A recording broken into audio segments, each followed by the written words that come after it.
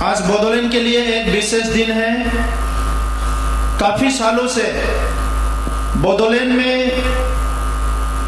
विकास को लेके बहुत स्तर पर अलग अलग स्तर पर चर्चा हो रहा था कि बोडोलैंड में विकास होना चाहिए, लेकिन 50 साल इस क्षेत्र में अपना हक को लेके जो लड़ाई हो रहा था, जो सिविल मूवमेंट हो रहा था, सोशियो पॉलिटिकल राइट्स को लेके बोडो समुदाय और अलग अलग समुदाय की, उसके लिए बोडोलैंड में शांति नहीं था, बोडोलैंड में स्टेबिलिटी नहीं था और बोडोलैंड में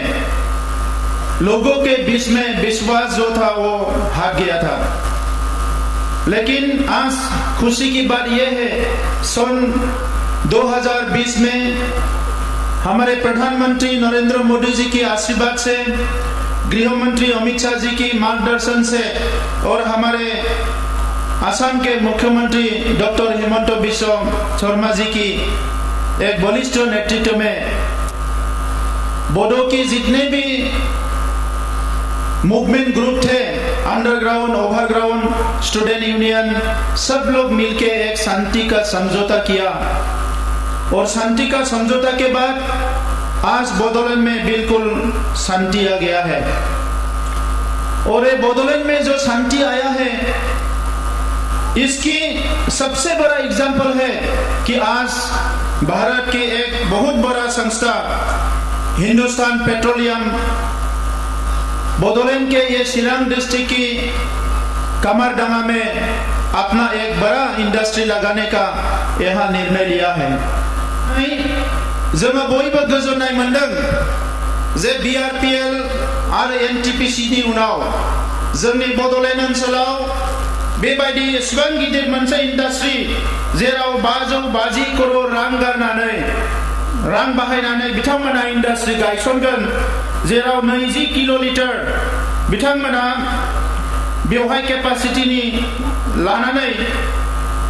थाव आरो गेसनि खामानि मावनायनि केपासिटि लानानै जि मोनसे इंडस्ट्री गायसननो लादों, बेयो जोंनि थाखाय जोबोद गोजोनथाव बाथ्रा। दा गिबियावनो जाय बिथांमोना बे ओनसोलनि हायाव आबाद मावनानै एबा बायदिसिना खामानि मावनानै हाखौ बिथांमोना लानानै दङमोन,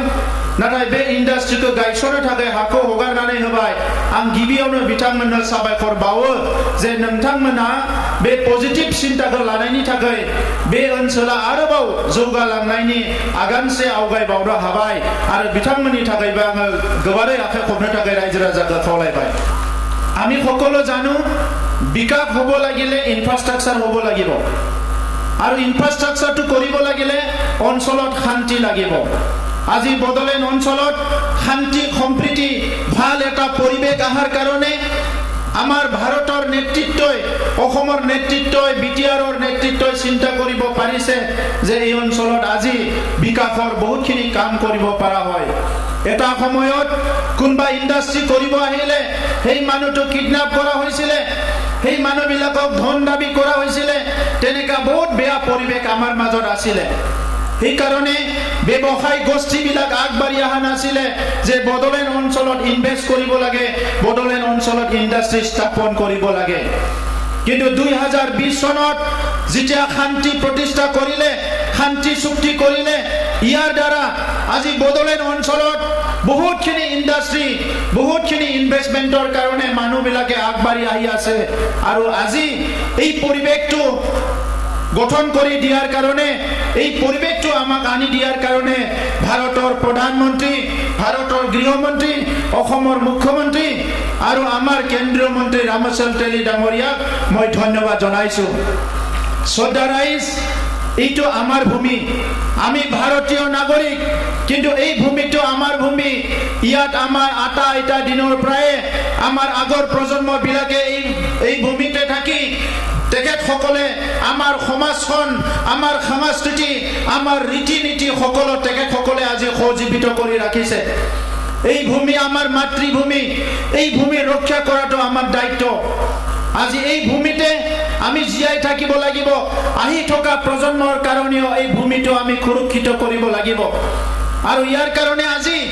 মাতৃভূমিৰ কথা চিন্তা কৰাৰ লগতে এই মাতৃভূমিত যিসকল আজি দাদা ভাই আমাৰ আহি থকা প্ৰজন্ম আছে তেখেতসকলৰ বিকাশৰ কাৰণে আমি চিন্তা কৰিব লাগিব এটা সময়ত বন্দুক বাৰুদ হত্যা হিংসা অনিশ্চয়তা ভয় শংকাৰ মাজেৰে বিটিয়াৰবাসী বসবাস কৰিব লগা হৈছিল কিন্তু আজি শান্তি আহাৰ লগে লগে আমাৰ অঞ্চলৰ পৰা ল'ৰা ছোৱালীয়ে এপিএসসি 50 জনকে ল'ৰা ছোৱালীয়ে একেটা বছৰত এপিএসসি পাছ কৰিছে এইটো আমাৰ কাৰণে বহুত ডাঙৰ এটা সফলতাৰ এটা উদাহৰণ আমাৰ অঞ্চলত আজি ইন্টাৰনেশনাল লেভেলৰ ফুটবল খেলা হৈছে আমাৰ অঞ্চলত আজি ইন্টাৰনেশনাল লেভেলৰ খো খেলা হৈছে আমাৰ ল'ৰা ছোৱালী গৈ পেলাই ইণ্ডিয়ান কম্পিটিটিভ এক্সাম বিলাকত আজি কম্পিট কৰিব পৰা হৈছে কালচাৰত কম্পিট কৰিব পৰা হৈছে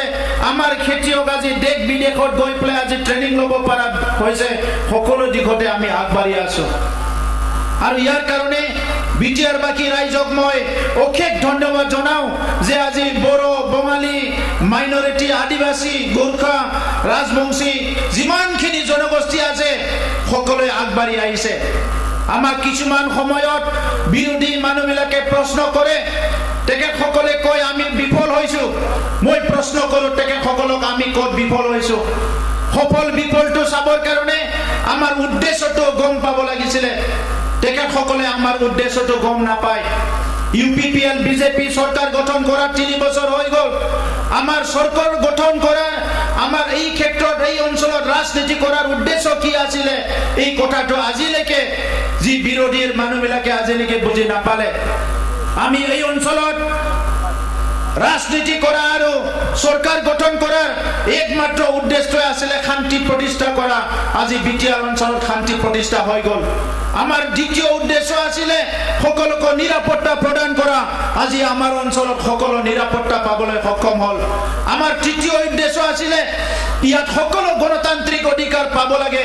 বাক স্বাধীনতা পাব লাগে কথা ক'বলৈ পাব লাগে দিনে নিকা ঘূৰা ফুৰা বিজনেছ কৰা কাম কৰা সাংস্কৃতিক বিভিন্ন কাৰ্যকলাপ বিলাক কৰা এটা সুবিধা পাব লাগে আজি সকলো পাইছে আজি আমাৰ চৰকাৰ অহাৰ পিছত ইয়াত সকলো বিহু ভালদৰে উদযাপন হৈছে ইয়াত পূজা দুৰ্গা পূজা ৰাগ পূজা শ্যামা পূজা যি আছে সকলো ভালদৰে উদযাপন হৈছে ৰাইজৰ ওচৰত আজি মুখত হাঁহি আহিছে সকলো বিশ্বাস আহিছে ৰাতি 12টা বজাতো ওলাই যাব পাৰে 1টা বজাতো ঘৰৰ পৰা ওলাই যাব পাৰে আৰু ভালকে উভতি আহিব পাৰে এই পৰিৱেশটো আজি গঢ়িব পাৰিছে এটা সময়ত বিটিয়াৰ অঞ্চলত সাংবাদিকক হত্যা কৰা হৈছিল প্ৰফেসৰক হত্যা কৰা হৈছিল আজি বাক স্বাধীনতা পাইছে এইটো গণতন্ত্ৰৰ বহুত ডাঙৰ এটা আজি এটা যিটো স্তম্ভ এইটো ৰক্ষা কৰা হৈছে সমন্বয়টো আমাৰ উদ্দেশ্য আছিল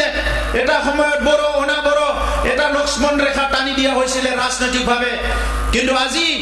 বড়ো অসমীয়া বিভিন্ন জাতি জনগোষ্ঠীৰ মাজত সমন্বয় কৰিবলৈ আমাৰ চৰকাৰে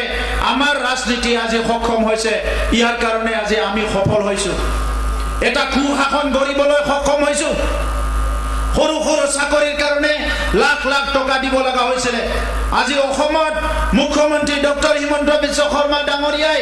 ঘুষৰ এগেইনষ্টত যিটো এটা জিৰো টলাৰেন্স ঘোষণা কৰিছে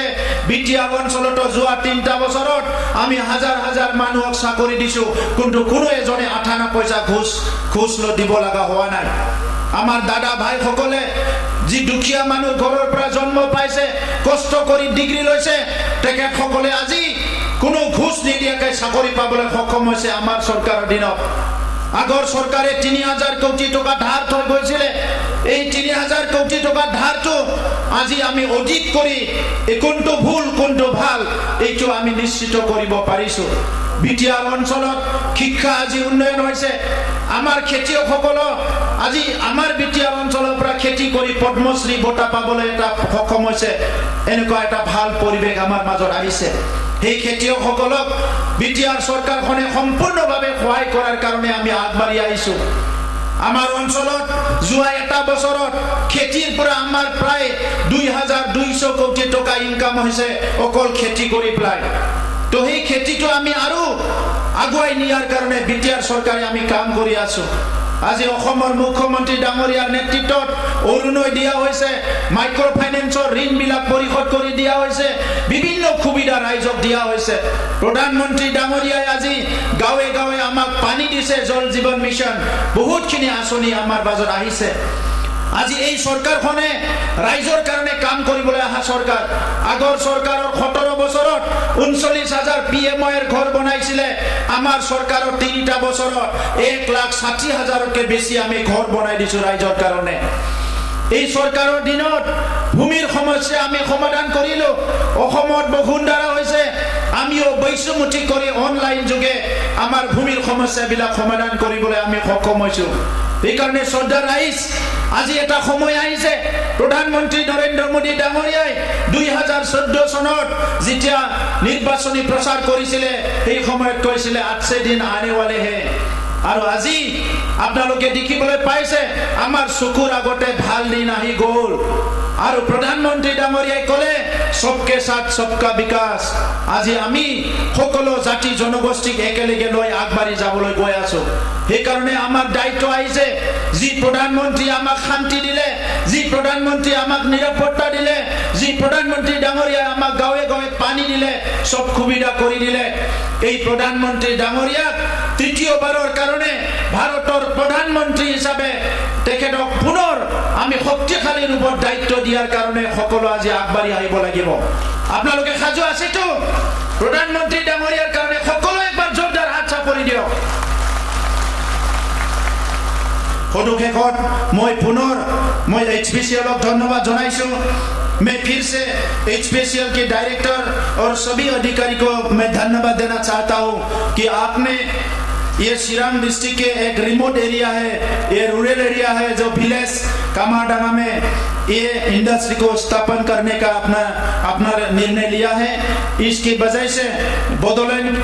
जो क्षेत्र है ये विकास के मार्ग में और 1 स्टेप आगे बढ़ेगा। और आने वाले समय में हम एकजुट होकर इस क्षेत्र की, इस एरिया की जितने भी समुदाय है, इनका जितना भी समस्या है, आप लोग जितना कर सकते हैं, हम लोग जितना कर सकते हैं, एक साथ मिलके हम लोग बहुत कर सकते हैं। मैं उम्मीद रखता हूं एक साथ मिलके हम लोग का यहाँ का जनता को आगे ले जाने का काम हम लोग कर पाएंगे। और आने वाले समय में यहाँ के सारे जो परिस्थिति है इसको शांत करके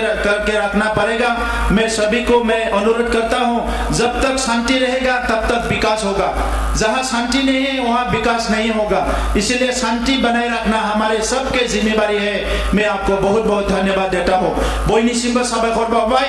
आं खुलुमहरबाय। बयनिसिमबो आंनि गोसो गोरबोनिफ्राय दिनैनि हाबाफारिखौ जाफुंसार होनायनि साबायखर बावनानै आं बुंनायखौ फोजोबबाय। गोजोन्थों, धन्यवाद। विकास में महत्वपूर्ण योगदान देता है माननीय प्रधानमंत्री श्री नरेंद्र मोदी जी का सपना इस क्षेत्र को भारत के विकास इंजन में बदलने पर केंद्रित है। वे ऊर्जा सुरक्षा और आत्मनिर्भरता सुनिश्चित करने के लिए क्षेत्र के समृद्ध प्राकृतिक संसाधनों के सही उपयोग पर जोर देते आए हैं। जननायक मोदी जी के नेतृत्व में आज पूर्वोत्तर बढ़ रहा है विकास की नई ऊंचाइयों की, इसलिए बढ़ रही है ऊर्जा की खपत और मांग। इस विकास क्रम में योगदान देने हेतु हिंदुस्तान पेट्रोलियम कॉर्पोरेशन लिमिटेड द्वारा असम के कमरडांगा चिरांग में संयुक्त POL और LPG सुविधाएं स्थापित की जा रही है। 540.4 करोड़ रुपए की लागत से 78.68 एकड़ जमीन पर बनने वाली इन संयुक्त POL और LPG सुविधाओं का निर्माण किया जाएगा, जहां आधुनिक तकनीक से परिपूर्ण 20,440 KL के POL टैंकेज एवं 1500 MT के LPG माउंटेड स्टोरेज वेसल होंगे। स्वच्छ ईंधन उपलब्ध कराने के उद्देश्य से 1 मई 2016 को प्रधानमंत्री उज्ज्वला योजना का शुभारंभ किया गया था, जहां 2016 में पूर्वोत्तर में मात्र 46,02,000 परिवारों के पास LPG कनेक्शन उपलब्ध थे, वो अब बढ़कर 122,91,000 परिवारों तक पहुंच चुके हैं। ये नवीन परियोजना असम और पड़ोसी राज्यों में LPG की बढ़ती सार्वजनिक मांग को पूरा करते हुए आवश्यक ईंधन की निरंतर आपूर्ति सुनिश्चित करेगी। मौजूदा 332 रिटेल आउटलेट और आने वाले वर्षों में लगने वाले रिटेल आउटलेटों के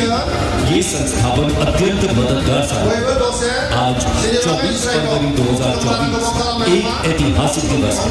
क्योंकि आज माननीय प्रधानमंत्री जी के मार्गदर्शन में माननीय पेट्रोलियम और प्राकृतिक गैस मंत्रालय के राज्य मंत्री श्री रामेश्वर तेली जी के करकमलों द्वारा HPCL की संयुक्त POL और LPG सुविधाओं का भूमि पूजन एवं शिलान्यास संपन्न होने जा रहा है। इस अवसर पर बोडोलैंड प्रादेशिक परिषद के माननीय मुख्य कार्यकारी सदस्य श्री प्रमोद भोले, सांसद श्री रविकमरा नार्जरी जी, विधायक श्री अजय कुमार रॉय जी, विधायक श्री लॉरेंस इजलेरी जी, विधायक श्री जीरान बसुमन्य जी की गरिमामयी उपस्थिति इसे और भी विशेष बनाती है। आज हम सभी एक स्वर्णिम और ऐतिहासिक क्षण के साक्षी बन रहे हैं। ये महत्वपूर्ण विकास पूर्वोत्तर में आत्मनिर्भरता और सतत प्रगति हासिल करने की दिशा में एक निर्णायक कदम का प्रतिनिधित्व करता है, जो स्थिर और कुशल आपूर्ति सुनिश्चित करके ऊर्जा बुनियादी ढांचे को मजबूत करेगा।